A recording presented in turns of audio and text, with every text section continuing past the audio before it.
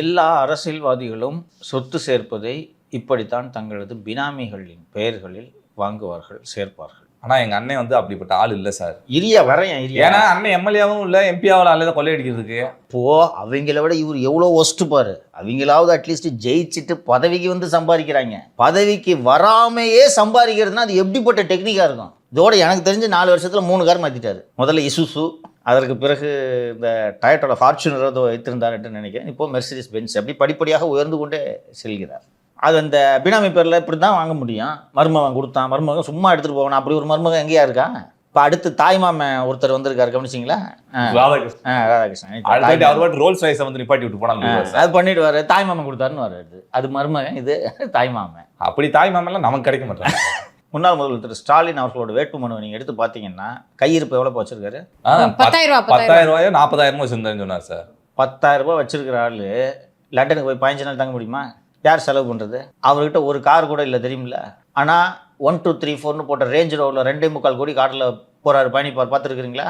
அவருக்கு மருமகன் கொடுக்கல, அவருக்கு பேரன் கொடுத்துருக்குறான். ரைட்டா? இது போல் இப்போதான் வந்து படித்து டிகிரி முடிச்ச பேரன் கொடுத்துருக்காரு. ஆமையா? ஏன்பா அந்த வண்டி யார் பேரில் இருக்க? இன்பன் உதயநிதி அந்த பேர் தான் இருக்குது சார். இதெல்லாம் என்ன சார் நான் அதான் இப்படித்தான். இப்போ அதிபர் கதைக்கு வருவோம். கார் பென்ஸுக்கார் மர்மம் வாங்கி கொடுத்தானா?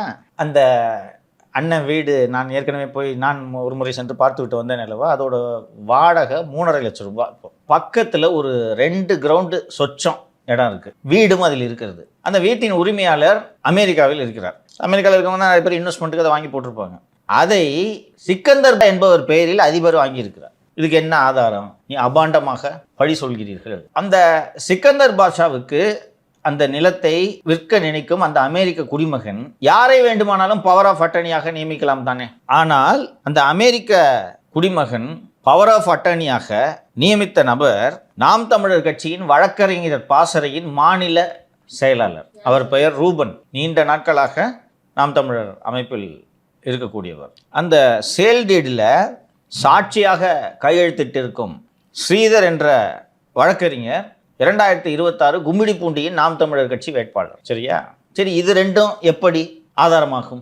சுல்தான் சிக்கந்தர் என்பவர் உண்மையிலேயே இதை வாங்கியிருக்கலாம் தானே அப்படின்னா, இப்போ போனீங்கன்னா கூட நீங்கள் அந்த பக்கத்து வீட்டில் சிக்கந்தரை பார்க்க முடியாது, அண்ணனை தான் புழங்கிட்டு போகிறாங்க வீட்டில். இந்த பத்திரத்தின் மதிப்பு படி அந்த நிலம் 4 கோடி ரூபாய்க்கு வாங்கப்பட்டிருக்கிறது. ஆக்சுவல் காஸ்ட்டு 18 கோடி. மற்ற அரசியல்வாதிகளுக்கு இவருக்கும் என்ன வித்தியாசம்? இந்த திருட்டுத்தனத்தெல்லாம் பண்ணிட்டு உங்களுக்கு கேள்வி கேட்டால் பைத்தியக்காரன்றீங்க வாக்காளர்களை. விஜய்க்கு வாக்களித்தவர்கள்லாம் பைத்தியக்காரனா? அவன் வாக்கையா யாருக்கு வேணாலும் போடுவான்யா. உனக்கு போடலன்னா அவன் எப்படியா பைத்தியக்காரமா? எங்கிருந்து உங்களுக்கு இப்படி ஒரு ஆணவம் வருகிறது? இன்னும் நாங்கள் களத்துக்கே வரலன்றீங்களே. 14 வருஷமா நீங்கள் களத்தில் கீழ்ச்சதை தான் நாங்கள் பார்த்துட்டு இருக்கோமே. தோக்கிறதுக்காகவே தேர்தலில் போட்டியிடுற ஒரு கட்சியை எங்கேயாவது பார்த்துருக்கியா உலகத்தில்? இது வரைக்கும் வெற்றி பெறுவதற்கு ஒரே ஒரு முயற்சியை நீங்கள் எடுத்திருக்கிறீர்களா? நம்ம ஏற்கனவே இந்த தேர்தல் சமயத்தில் விவாதித்தோம் என்று நான் நினைக்கிறேன். ஒரு 5 அல்லது 10 தொகுதியை எடுத்துக்கொண்டு கான்சன்ட்ரேட்டடாக அங்கே வேலை செய்கிறதுல உங்களுக்கு என்ன பிரச்சனை? தொடர்ந்து அங்கே பணியாற்றி அந்த தொகுதியில் எப்படியாவது மக்களின் நம்பிக்கையையும் நன்மதிப்பையும் உங்களால் ஏன் பெற முடியவில்லை? கட்சி ஆரம்பித்து 2 வருஷத்தில் மக்களின் நன்மதிப்பை பெற்று ஒருவர் நல்லாட்சியை கொடுத்து கொண்டிருக்கிறார்.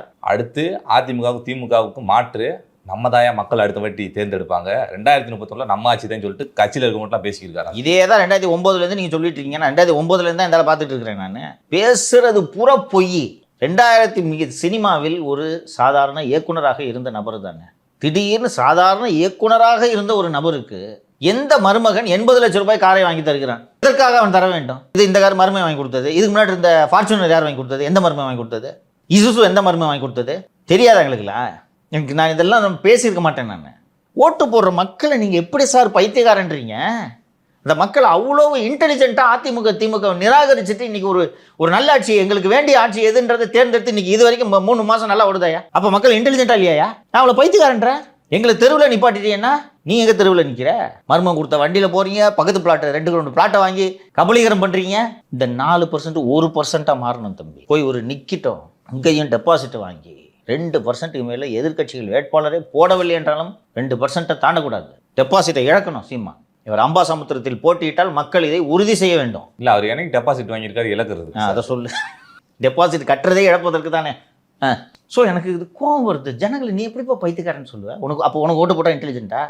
உனக்கு ஓட்டு போட்டால் தான்டா பைத்தியக்காரன். அவன் பைத்தியக்காரனா இல்லாததுனால தான் தப்பி தவறி கூட உனக்கு ஓட்டு போட மாட்டேங்கிறான். இப்போவும் எதை சொன்னாலும் கை தட்டுறாங்க.